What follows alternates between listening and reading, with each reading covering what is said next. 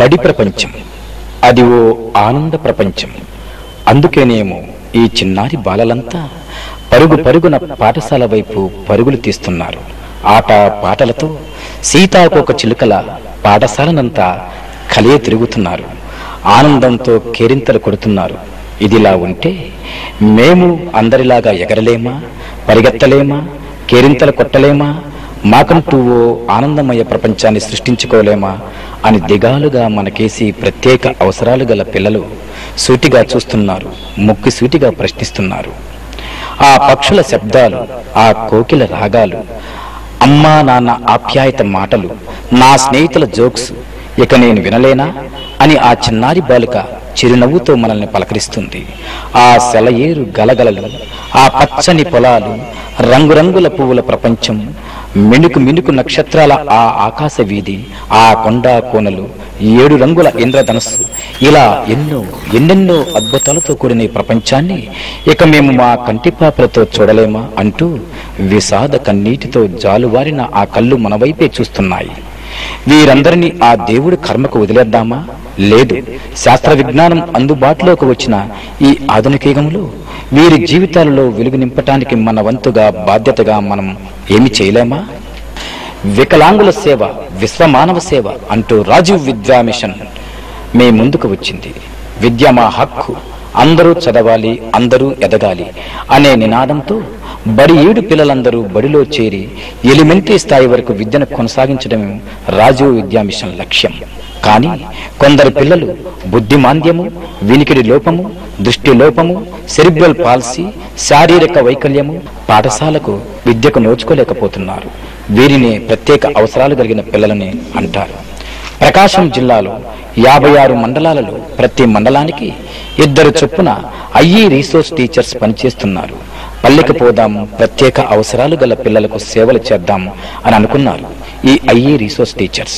అందుకనే ప్రత్యేక అవసరాలు గల పిల్లల ఇంటి వద్దకు వెళ్లి ఆప్యాయతతో తలదవ్వడం, పౌడర్ రాయడం, దుస్తులు బటన్స్ పెట్టించడం, కన్న తల్లి కంటే మిన్నగా చేతితో అన్నం తినేటట్లు చేయడం చేస్తారు.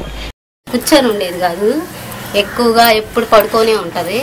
చూసినాక ఇంకా కొన్నాళ్ళు అట్టాగే ఆయన చెప్పిందల్లా చేస్తా ఉన్నాం. ఒక్కోసారి ఇంకా పింఛన్ అలాంటిది రాలేదు మా పాపకి. సార్ ద్వారాగా ఈ మధ్య పెట్టాము, రేషన్ కార్డు అది వచ్చింది, పెట్టాము.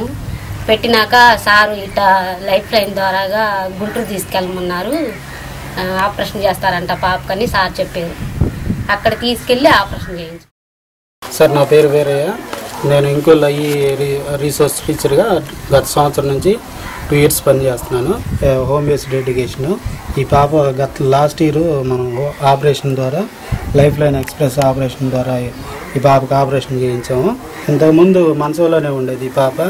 ఇప్పుడు చాలా వరకు కూర్చోవటం, మనం పట్టుకుంటే కొంత దూరం వరకు నడవటం, అటువంటి చిన్న ప్రోగ్రామ్స్. ఈ పాపకి fine motor skills, gross motor skills. ఈ ఫైన్ మోటార్ స్కిల్స్లో వచ్చేసి పాపకి కలర్ పెన్స్, పాపకు నచ్చిన కలర్ తీసుకొని ఈ ఎంటీ బొమ్మలు ఉన్నాయి కదా, ఆ బొమ్మల్లో కలర్ రుద్దించడం అనమాట. ఈ పాపకి ఈ ఏళ్ళు కరెక్ట్గా పనిచేయవన్నమాట. అందువల్ల ఈ పట్టుకోవటం వల్ల ఈ కలరు ఆ పేపర్ మీద రుద్దడం వల్ల కొంతవరకు పట్టుకమ్మా, పేపర్ మీద రుద్దు, ఇక్కడ రుద్దు, బొమ్మకు రుద్దు, సరిగ్గా పట్టుకోవాలి. అట్లా. ఏం కలర్ అది? పసుపు కలరు. పసుపు కలరు. దేనికి వేస్తున్నావు? బొమ్మకి వేస్తున్నావు కదా. ఇవన్నీ ఒక ఎత్తైతే స్పర్శ జ్ఞానం కోల్పోయిన అవయవాలను పని చేయించడానికి వీరు చేస్తున్న ప్రయత్నం మానవీయం. ఇటు ఇటు ఇటు ఎటు అటా ఇటా ఓకే తీసుకోండి.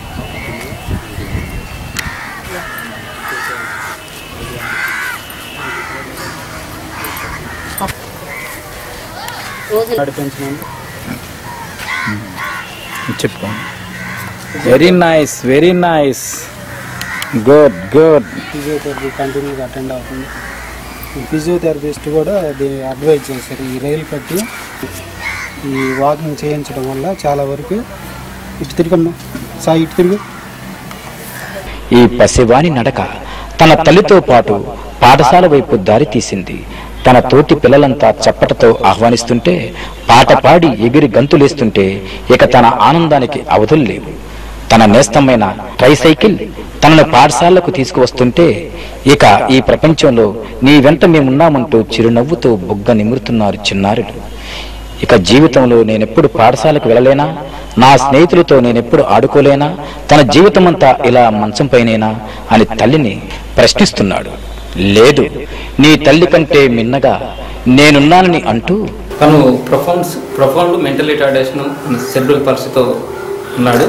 బాబుని తల్లిదండ్రులు 7వ నెలలోనే అతి తీవ్రతగా ఉండటం వల్ల, అంటే ఐక్యూ లెవెల్ కూడా అసలు అతి తీవ్రత అనమాట, ఏమి లెవెల్స్ లేకపోవటం వల్ల దాన్ని ప్రొఫౌండ్ కేసు. మరి మీరు మీ ప్రయత్నంగా మరి బాలుడికి ప్రతిసారి ఇంటికి వస్తుంటారు కదా, ఏం చేస్తుంటారు సార్? ఈ బాబుకి మామూలు సివియర్ కేసు అయినా కొంచెం ఏదైనా నేర్పగలం. ఈ బాబుకి ప్రొఫౌండ్ కేసు కాబట్టి అది బెడ్లోనే ఉంటాడు కాబట్టి, తర్వాత ఆ బాబుకి ఎక్సర్సైజ్లు మెయిన్ సార్. ఎక్సర్సైజ్ చేయించడం వల్ల ఆ పిల్లల్లో కొద్ది కదలిగా వస్తుందండి. ఎందుకంటే ఈ బాబుకి ఫిట్స్ కూడా ఉన్నాయి సార్, ఫిట్స్ కూడా ఉన్నారు. ఫిట్స్ కూడా మెడిసిన్స్ ఇప్పిస్తూ తల్లిదండ్రులకు కొంత సూచనలు సలహాలు ఇస్తూ ఈ ఎక్సర్సైజ్లు ఈ బాబుకి అసలు ఇవన్నీ కూడా కండరాలన్నీ బిగుసుకొని ఉండిపోయినాయి.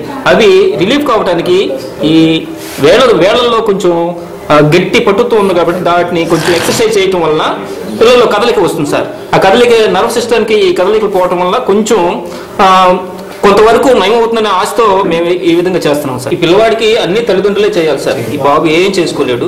అందువల్ల మనం ఎక్సర్సైజ్ వరకే మనం అంటే మెడ నిలిపాడు సార్ ఈ బాబు. దానికోసం మనం